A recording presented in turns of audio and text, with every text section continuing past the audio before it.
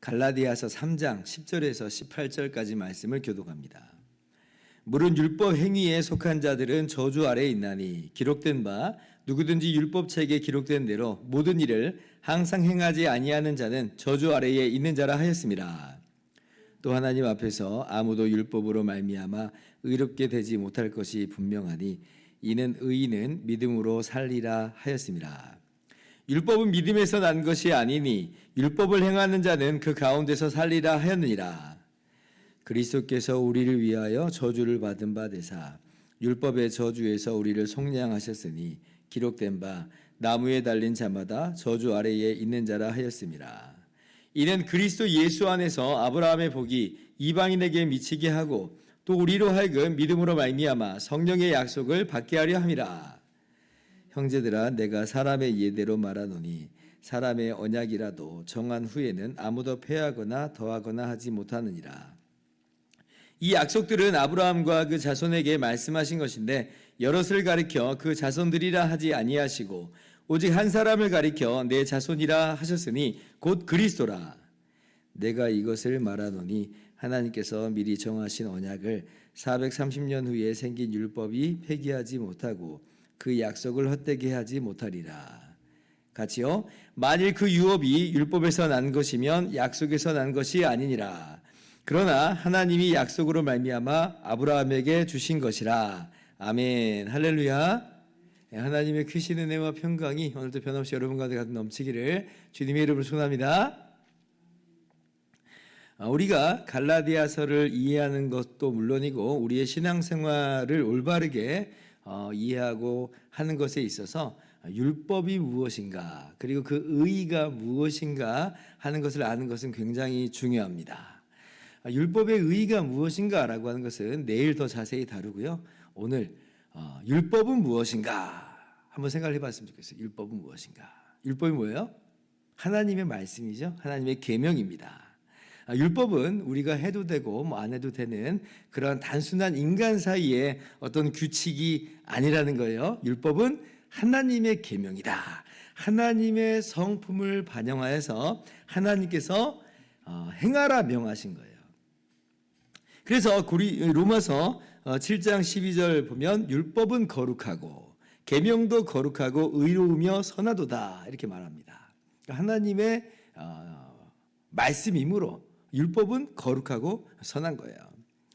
그러므로 율법을 준수하면서 살아가는 것은 하나님께서 우리에게 요구하시는 바고 우리가 이제 마땅히 행해야 될 바라 하는 것입니다. 자, 그런데 문제는 뭐냐면 우리가 과연 하나님의 그 율법을 준수하면서 살아가는 게 가능하냐 하는 거예요. 가능하냐. 그렇게 해서 우리 자신이 하나님 앞에서 떳떳하고 당당하게 우리가 하나님의 말씀대로 다 행했습니다 라고 나타낼 수 있느냐, 증명해낼 수 있느냐라고 하는 것이에요. 만약 우리가 하나님의 율법을 100% 행한다면 하나님 앞에서 떳떳하고 당당하겠죠. 그러나 우리가 과연 항상 100% 그렇게 준행할 수 있는 것이냐. 마음이 답답해지죠. 네. 아니, 목사님 100%라고 하니까 좀 부담스러운 거고요. 한 50%만 해도 대단한 거죠. 그리고 그렇게 50%라도 최선을 다하면 하나님이 그래도 인정해 주시지 않을까요?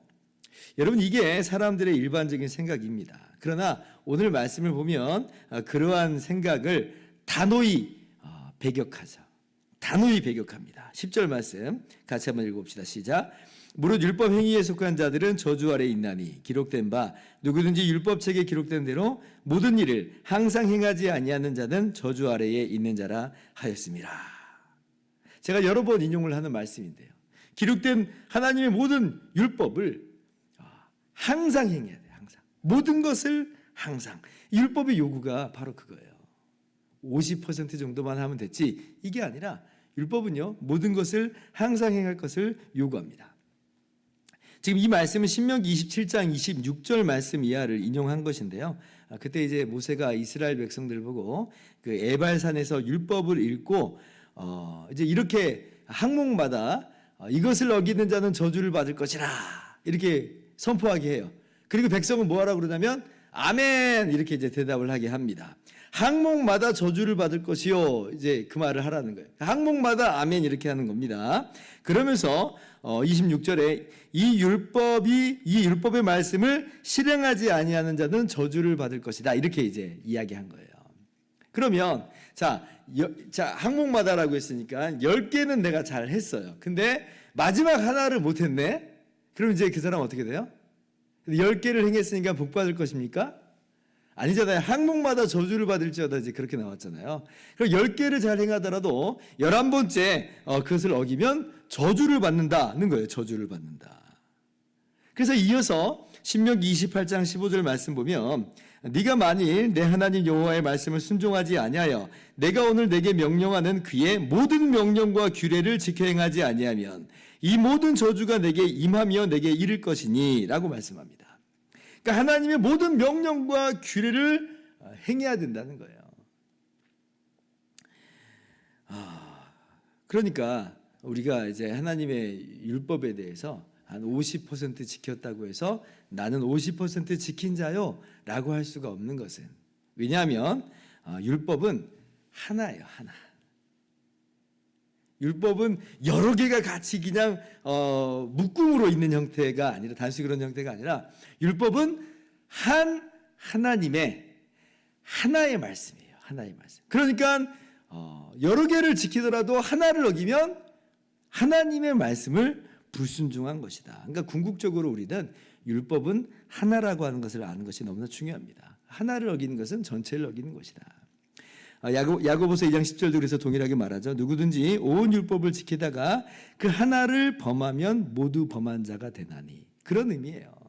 율법은 여러 개가 그냥 다발로서 묶여있는 단순한 그런 구조가 아니라 한 율법이다. 하나님의 한 말씀이다. 그러니 50%만 지킨다고 하는 게 의미가 있어요?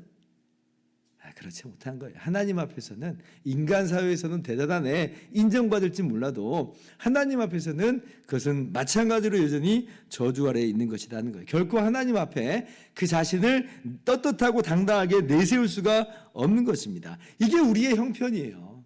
그래서 우리 모두는 하나님의 율법 앞에서 우리를 대보면 우리 모두는 다 저주받을 죄인인 거죠. 하나님의 말씀을 불순종한 죄인이요 우리 자력으로는 이것을 헤어나올 수 없는 존재들이다라고 하는 것입니다. 자, 그런데 어떤 일이 이루어졌어요? 13절 말씀. 그리스도께서 우리를 위하여 저주를 받은 바 되사 율법의 저주에서 우리를 속량하셨으니 기록된 바 나무에 달린 자마다 저주 아래에 있는 자라 하였습니다. 아멘. 정말 기가 막힌 일이 일어난 거죠. 우리가 지금 저주 아래에 있는 자들이잖아요. 저주 아래. 그런데 하나님의 아들이 우리를 대신해서 이 땅에 오셔서 십자가에서 죽어주신 거예요. 무슨 얘기예요? 우리가 받아야 될 그 율법의 모든 형벌들, 하나님의 모든 그 저주의 심판들을 대신 다 받으신 거예요. 정말 기가 막힌 은혜입니다. 그런 말미암아 우리가 율법의 저주에서 속량되었다, 풀려나게 됐다는 것이에요. 여러분, 예수님께서 괜히 십자가라고 하는 나무에 달리신 게 아닙니다. 의도가 있어요. 왜 나무에 달리셨는가? 지금 이것도 역시 신명기 21장 23절 말씀을 인용한 것인데요. 거기 이제 사람의 사용법 중에는 나무에 매달아 죽이는 사용법이 있습니다. 근데 이제 그것은 일컬어서 뭐라고 하냐면 하나님께 저주받은 것이다라고 하는 표시라고 하는 거예요. 그러니까 특별히 사용법 중에서 나무에 달아 죽인 것은 이 사람은 하나님께 저주받아 죽은 것이다. 그래서 나무에 달린 자는 하나님께 저주를 받았습니다. 이렇게 신명기 21장 23절에 말씀하고 있는 거죠. 그런데 예수님이 바로 어디에 달려 죽으셨어요? 십자가로 가는 나무에 달리신 거예요. 이 말은 하나님께 저주받았다는 이야기입니다. 하나님께 저주받았다는 이야기예요. 그러면 예수님 죄도 없으신데, 예수님 아무런 흠이 없으신데 예수님인데 하나님께 저주를 받았다? 그럼 이 저주는 도대체 어떤 저주인가? 누구의 저주인가? 예수님의 저주는 아닐 것 같아요. 그죠? 예수님 죄가 없으시니까. 하나님이 그 예수님을 저주를 내리실 일은 사실 없는 거니까 그러면. 그럼 누구의 저주인가? 라고 할 때 그 저주는 누구의 저주예요? 우리의 저주인 거예요. 우리의 저주. 예수님께서 우리와 하나를 이루셔서 성령으로 말미암아 우리와 하나가 되어 주셔서 우리의 머리로서 우리의 모든 저주를 다 받으신 거예요.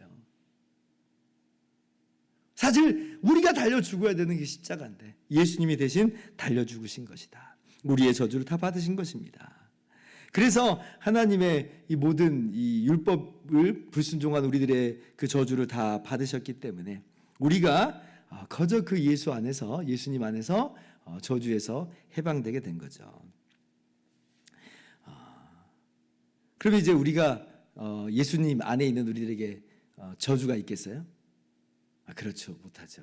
그리스도 안에 있는 자에게는 결코 정죄함이 없다. 그러니까 예수님이 우리의 모든 저주를 다 담당하셨기 때문에 주님 안에 있는 자는, 그리스도 예수의 몸된 자는 결코 정죄함이 없어요. 이것이 바로 우리가 받은 은혜의 복음입니다. 영원히 완전히 우리는 예수 그리스도 안에서 용납된 거예요. 하나님께 떳떳하고 당당하게 우리는 하나님의 영광의 임재 앞으로 들어갈 수가 있게 된 것이죠. 자, 그런데 그렇게 우리가 예수님을 믿고 성령으로 말미암아 주님과 하나가 되어서 이 모든 율법의 저주에서 벗어난 것인데, 그런데 그건 그냥 단순히 출발이고 의롭다 여겨진 출발이고, 그 이후로는 우리가 열심히 율법을 지켜내서 하나님 앞에서 우리를 떳떳하고 당당하게 드러내야 되는 거야 라고 이야기한다면 어때요? 그럼 율법의 저주가 다시 되살아나는 거예요. 왜냐하면 율법의 모든 것을 항상 행해요? 그러지 못하잖아요. 그러니까 예수님을 믿고 구원받는 건 시작이고 출발일 뿐이고, 이제부터는 예수 믿는 우리가 율법을 지켜서 의를 완성해야 되라고 하면 율법은 다시 되살아납니다. 그것이 우리를 결코 의롭다 할 수가 없는 거예요. 오히려 그는 율법의 저주 아래로 굴러떨어지게 돼버려요. 그러니 결국 율법을 지키는 것으로 의롭다함을 얻을 사람은 아무도 없습니다. 구원받기 이전에는 물론이고 구원받은 이후에도 율법을 지켜서 의를 이룬다든지 완성한다든지 획득한다든지 조금 더 더한다든지 전혀 불가능하다는 거예요. 우리는 오직 예수 그리스도 안에서만 의롭다함을 얻어요. 그것이 전부입니다. 그래서 믿음이라고 하는 것은 바로 우리가 예수님을 나의 주와 구주로 영접하는 것으로 성령으로 말미암아 예수님과 하나가 되는 것이에요. 그래서 예수님이 우리의 의가 되시는 거예요. 그것으로 완성된 겁니다. 그것으로 우리는 영원히 하나님께 용납된 것이다. 그래서 우리는요, 아무것도 할 게 없는 거예요. 이제는 거저 예수님을 나의 주와 구주로 믿기만 하면 되는 것이에요. 이것이 바로 이제 아브라함이 하나님을 믿음에 그의 믿음을 의로 여기시고 라고 우리가 갈라디아서 1장 3장 1절부터 어저께 9절까지 봤던 그 아브라함의 그 믿음이 바로 이 내용이라는 거예요. 믿는 자는 거저 의롭다 함을 얻습니다. 하나님의 이 놀라운 은혜를, 이 놀라운 하나님의 그 이루신 은혜를 그냥 믿는 거예요. 이 은혜를 믿으면, 하나님의 그 신실하심을 믿는 자는 그리스도 안에서 오늘도 용납된다. 이게 오늘 우리가 받은 복인 줄을 기억하시고 감사하면서 찬양하면서 그 구원의 기쁨을 오늘도 즐기시고 누리시면서 살아가는 저와 여러분들 되기를 주님의 이름으로 축원합니다. 기도하겠습니다.